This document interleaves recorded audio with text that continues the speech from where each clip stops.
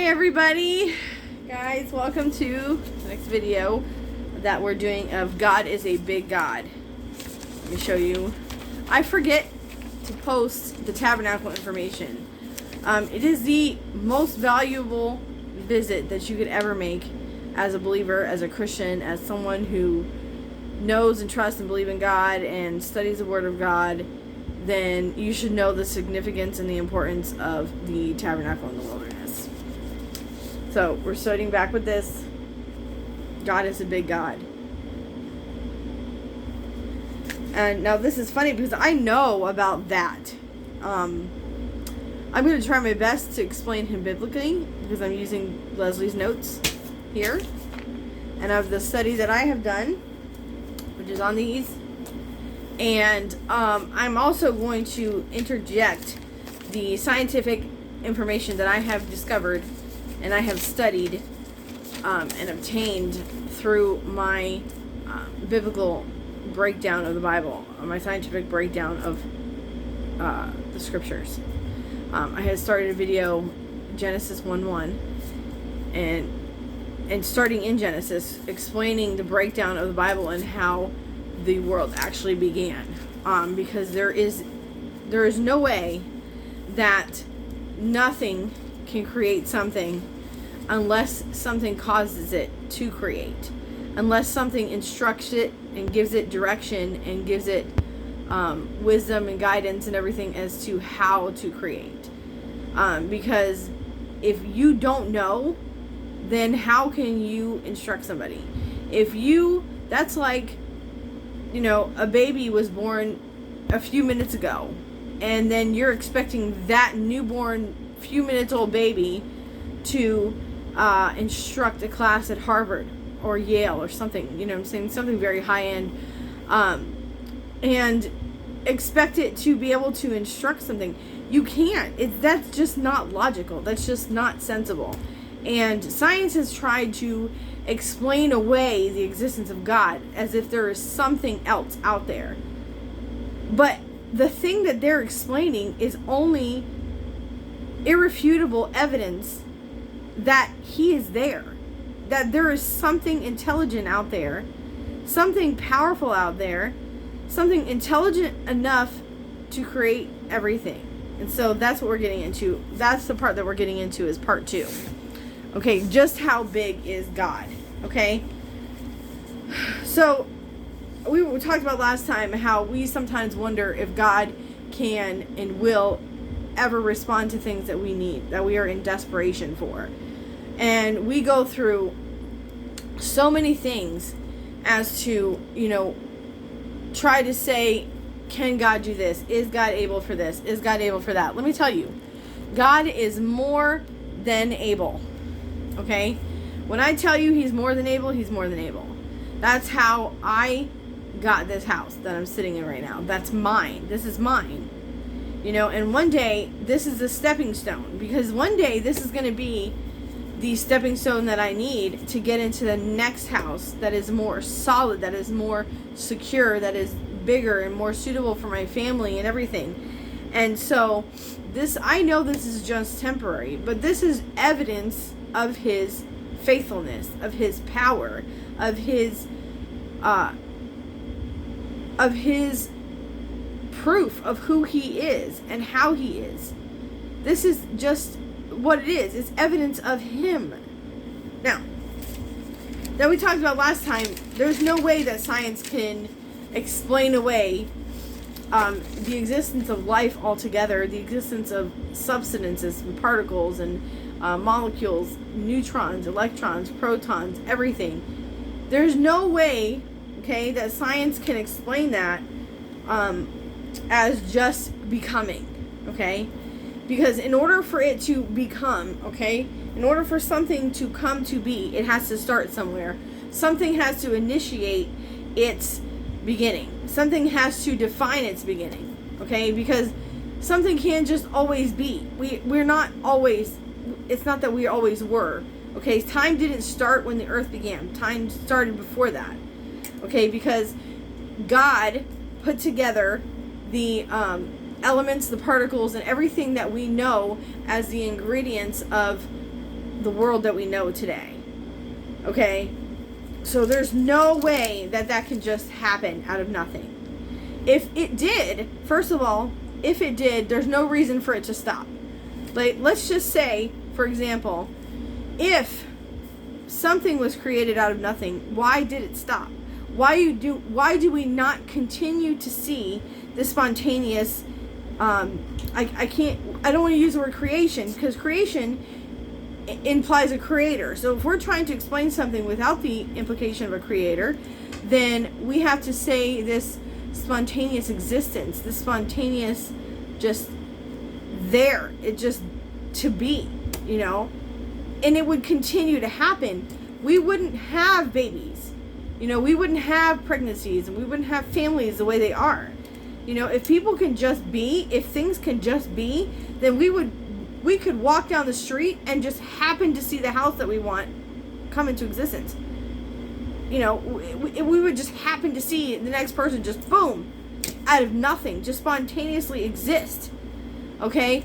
That's not possible. You know why it's not possible? Because it's not continuing to happen. If it continued to happen, then we would have that as the proof of Big Bang Theory.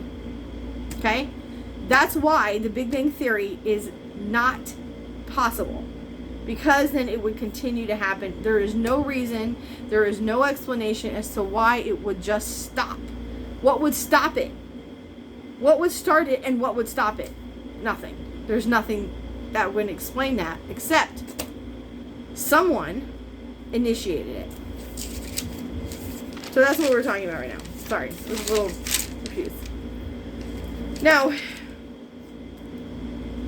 what we're talking about here, what I'm talking about here, the point I'm getting to is bara. Okay? Leslie Hale has it in Words We Use. You want to know that? Call up Leslie Hale Teaching Center at this information right here. Ask them the notes. Ask them for the notes about words we use. It doesn't matter which one. It's in there. There's a definition of bara.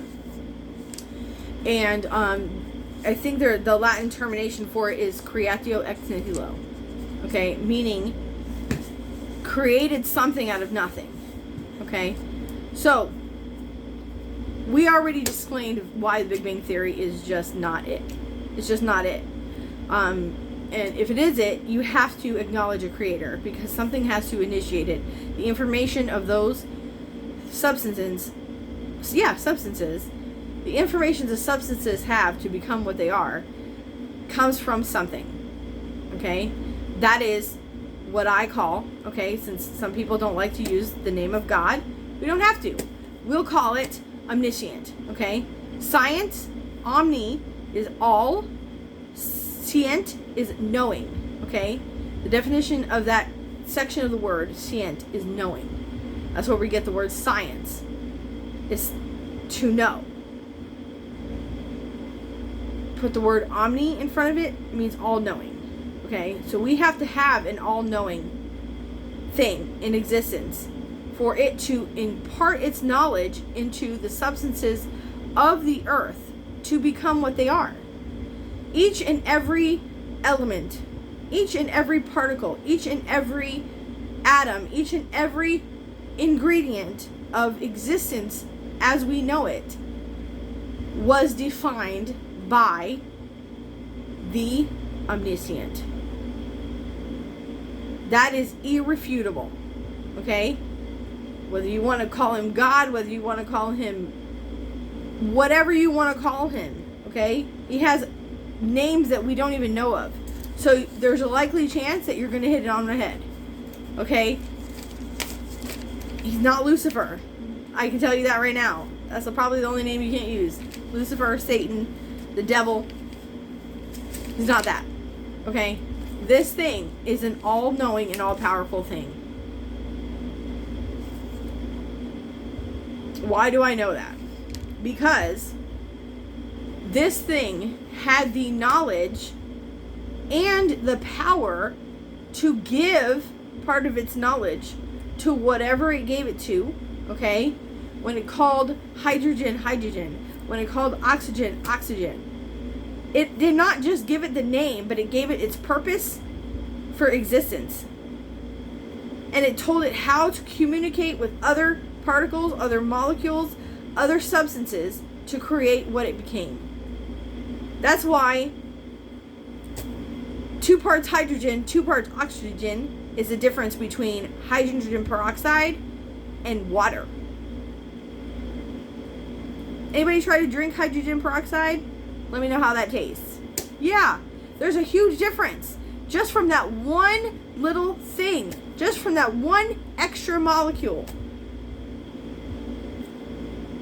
Just that one extra element is the difference between drinking water and drinking hydrogen peroxide. Okay? Just one. That's all it took. It's one, and it makes a big difference. You know, if you can actually drink hydrogen peroxide and be okay, let me know. Let me know how that works out for you. It's not going to work. And that's a huge difference between drinking water. And drinking water is way different. It's refreshing. It heals the body. It cleanses you. It revitalizes your system. Have you ever tried to drink? Have you ever woken up, okay, and drank 1 bottle of water? One of those small Zephyr Hills 16 ounces bottles of water. I guarantee, watch. If you've never done that before, wake up tomorrow morning and drink one of those. Just straight.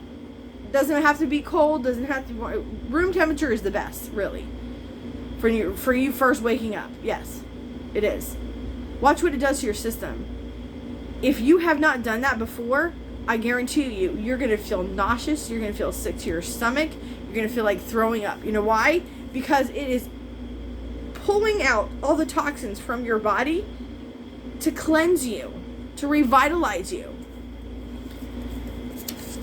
I guarantee you peroxide's not going to do that. Or it might, maybe in a different way. But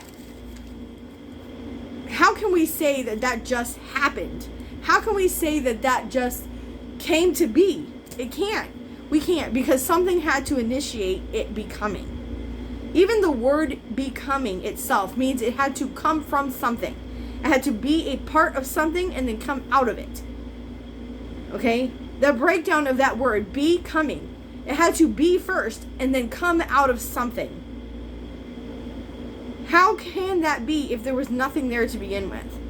See, that's the part that is not logical about the Big Bang Theory. Without acknowledging a creator, an all-knowing, an omniscient, and omnipotent, there's no way to explain the Big Bang Theory is not logical. You have to add the omniscient, the omnipotent in the beginning of it, at the very foundation of it, in order to even make sense of the Big Bang Theory. And I explain that into my teachings and stuff. Watch my teachings. Go back. Go to Revelations of God. Look at my teachings on that. Genesis. Anyways. So, this thing, okay, let's not name it. Just for humoring people, okay? This thing is omniscient, meaning all-knowing. Not only is he omniscient, all-knowing, he is omnipotent. His knowledge is powerful enough to instruct. Okay? How many people out there, okay, I want you to make a comment. If you are a person, I'm going to try to stick that together, but, anyways, my, video cut out. Anyways, I want you to make a comment. If you're a person out there who would follow someone who doesn't know what they're doing. How about letting somebody who's never driven before, never had instructions, never had direction, never been behind the wheel, never walked anywhere. How about putting them behind the wheel of your car?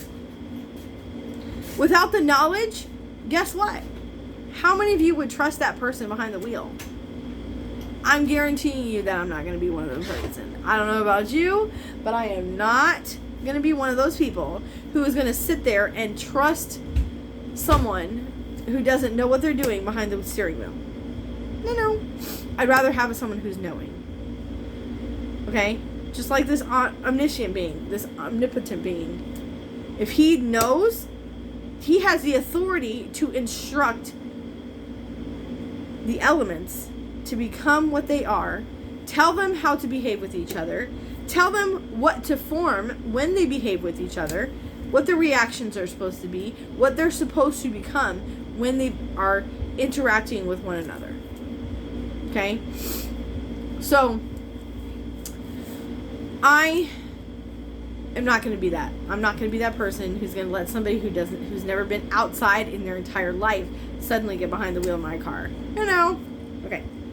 So anyways, if there was anything in existence that could teach God, we believe in God. I believe in God. I believe in God Almighty, Jesus Christ. Okay? I believe that He is the one. If I'm wrong, that means there's something above Him that can teach Him. And I'm believing in the wrong thing. I should believe in whatever can teach God. Okay? We all should. We should be believing in whatever can instruct God to do whatever He knows how to do. Okay? So if something can teach God, then He's not omniscient. He is not all-knowing. That means there is something else out there more powerful. Because knowledge is power, right? You ever heard the term knowledge is power? It is. Because if you know, then you know how to instruct. If you know, then you know how to everything is supposed to be, how to give structure, how to give definition, how to call out whatever it is to be whatever you want it to be. Okay? Who are you going to follow better? You're going to follow somebody who can teach, or are you going to follow somebody who can only learn? I would rather follow the teacher. They're teaching for a reason. God is God for a reason. I'd rather follow the teacher. Now, if He could not cause something to come into existence by instruction, then He's not omnipotent. That means something else is more powerful than Him to even cause Him to become into existence. Then He's not God. And we should not be believing in Him. I believe in that thing, that power, that can give instruction and execute it, and cause it to execute itself. I believe in that thing that can impart its knowledge into everything else and cause it to be what it is. Okay? So, to have knowledge is power, and power is authority. If somebody is powerful, somebody has power, okay?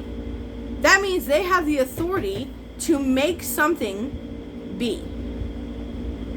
Okay? They have the authority to cause something to be. If this thing, okay, let's not call it God. Let's remember, we're referring to something out there, but it may not be God. Okay? So if we're believing in something to be, that thing has to be powerful enough to cause something else to come into effect. It has to have the power, the authority to command. I'm sorry, but I am not going to believe in something that cannot command. That means that whatever that is, cannot be something that can cause things to happen in my life. That can cause my life to be what it is. That's what it means. So, I am not going to believe in something that doesn't have authority. I'm not going to believe in something that doesn't have knowledge. I believe in whatever force that is that causes one thing to become another and to behave with another and to react and be what it is. Now, people like to make themselves a God. I don't know why. If they don't want to believe in the God that already exists, why are you worshiping a God that you can create? I'm sorry. To me, out of the religious sense, okay, to me, it doesn't make sense to worship something that I can create. Because if I can create it, that means I can break it. Okay? Primary example. Okay, I love Samsung. I am so partial to Samsung. Huge Samsung fan. Very durable. Okay? The reason why is because the other phones that I have gotten, you drop them and they're in pieces. They don't work anymore. I've ran them over and stuff like that. They fall into pieces. Samsung has survived me, and I'm pretty destructive with my electronics and stuff. Like I mean, not intentionally, but unintentionally, I'm pretty destructive with my electronics. Like you have to create something sturdy in order for it to survive me. That's why I've stuck with Samsung for so long. Okay? I'm discouraged by the millions of times when I see 100 million different people walking around with iPhones and every single one of them is cracked, shattered in some way or the other. You know what I'm saying? It's like, if that itself cannot survive me, then I'm not going to get it. And yes, I cover my phones like crazy. I cover them, the screens, the bodies, and everything like that. And, still, but by itself, I know that Samsung is quite durable. And so I trust it. I didn't create iPhone. Somebody created iPhone, but it's destructible. Okay? And a lot of people are so stuck on iPhone. Okay? But why? Why are you so obsessed with something that you create? You are more powerful than that thing because you created it. You caused it to come into existence. Not you personally, but you as people, like we as people. Somebody, some human being, designed every little part of the iPhone, inside and out, and put it together. Now, would you worship the iPhone, or would you admire, or would you worship the person who created it? Because if the person who created the iPhone, who say, I designed it, I put it together, what are you going to say? Oh, you're going to want to be that person's friend. Because they can make you the next new one. They can make you the one that's the next high performing one. You're not gonna say, oh wait, go back to the iPhone 1 and be like, wow, look at this, worship that thing because it was the first one out there. No. You're going to admonish the person who created it. Right? Alright. Okay. So to me it doesn't make sense to worship a God that I can make. It doesn't make sense to put so much value to something that can be created. So, what cannot be made? What cannot be made? I want to put my life and my trust into something that cannot be created, that already is, that cannot be caused to come into existence because of something else. Because then I can't give that thing that much trust in having that much power. Why would I trust that thing to have that much and give that thing that much trust that it has the power over my life? It's not. I can't do it. I would rather trust something that I know always was, always had the power, and always will. That's what I trust. I would rather trust something that that was always in existence, that always has been. Now, in that aspect, okay? Some people say, why is some people that way, certain people this way? God knows his seed. He designed the entirety of time and life in itself. He knew who was designed to be his, what belongs to him. He designed stuff that does not belong to him, that he took out and not made it to what he was going to destroy. That is not a part of himself, but he designed certain ones of us to be a part of him. So you know what you want to do? You want to make sure that you're a part of him. You want to make sure that you are part of who he is. And I am doing my best to do that. See, he existed before there was even time. He existed before the existence even became something that we are aware of. He was there. He was always there. I'm sorry, but I'm going to put all my trust and faith in something that was always there, and something that was always existing. I'm not going to put something that had less time alive and in existence than that, who came out of something else. I would rather put my trust and my belief and my understanding into what always was. And what we believe in as Christians as in not Roman Catholic Christians, not, anything else, but Christians, as believers, as born and saved, born again believers. We believe in Jesus Christ and God and the Holy Trinity, because we know that God always was and always is and always will be. So what are you putting your trust in? Do you understand yet how big God is? Big enough to exist before time? Big enough to exist before humanity? Big enough to exist before even the first element was created? I do. I am. I'm putting my trust in a God that was big enough and always has been bigger than even the entire span of time. The span of time is but a little crevice in the palm of his hand, and he holds it all. Do you understand now that that's how big God is? Do you understand now that he is powerful? Are you putting your trust in him? That's all I want to leave you guys with today. So let me share this with you guys. You guys want an understanding of that? You guys want to know more about that? Go to this church. Okay, this church here is going to change your life. If you're happy with your mediocre Christianity and I believe in God and I'm just going to routinely go to church every day and read the Bible and really not make a life with God, stay where you're at.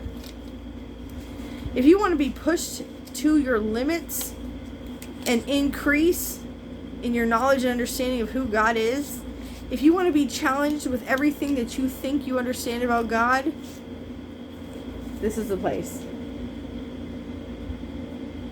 This is the place you go. This place, right here, is the place that you go to change your life and your life with God. All right.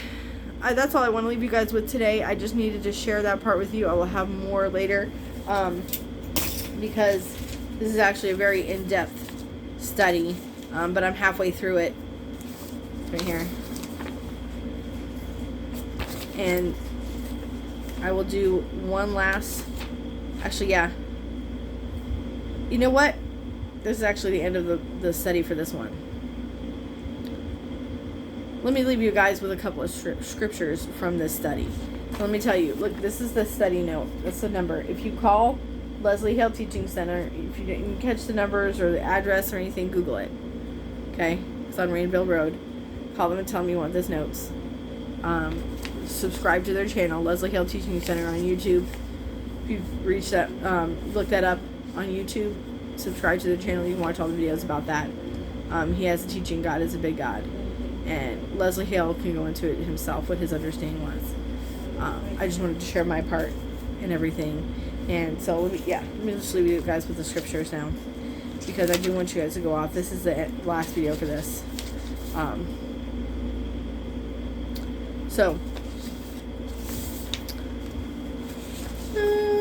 Okay, let me go to the beginning of this, where the scriptures are.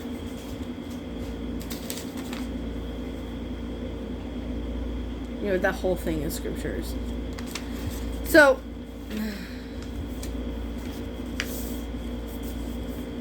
I'm going to start with Isaiah 40:26. Lift up your eyes on high, and behold, who hath created these things, and bringeth their host out by number. He called each and every element what it was, and it became, even knowing the instruction of what its purpose was. By the greatness of his might, for he is strong in power, not one faileth. There is not one element that he created that failed, that stopped to be, or that's no longer in existence. because it has to do with the structure of everything that we know. And so if something stopped or failed to be, then he failed as God, and that's not possible. So why sayest thou, O Jacob, and speak, O Israel, my way is hid from the Lord, and my judgment passed over from my God? Hast thou not known, hast thou not heard, that the everlasting God, the Lord, the creator of the heavens and the earth, fainteth not, neither is he weary? There is no searching of his understanding. We could not have the concept of understanding to the full extent of who God is. We could not. We could not contain it. So even when we get to heaven, even when we go into the heavens and we meet God in the air, in the sky, and the new heavens and the new earth are created, that is only a part of him, because we would never be able to contain it. He giveth power to the faint, and to them that have no might he increases their strength. That is Isaiah 40:29. Isaiah 40:30. Even the youth shall faint and be weary, and the young men shall utterly fail.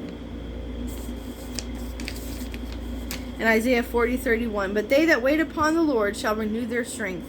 They shall mount up on wings like eagles, and they shall run and not be weary, and they shall walk and not faint. Okay? So, go with God today. Understand that he is a big God, and he is capable. He is bigger than the biggest problem that you can think that you have right now, and God is way bigger than that. Love you guys. Have a wonderful day.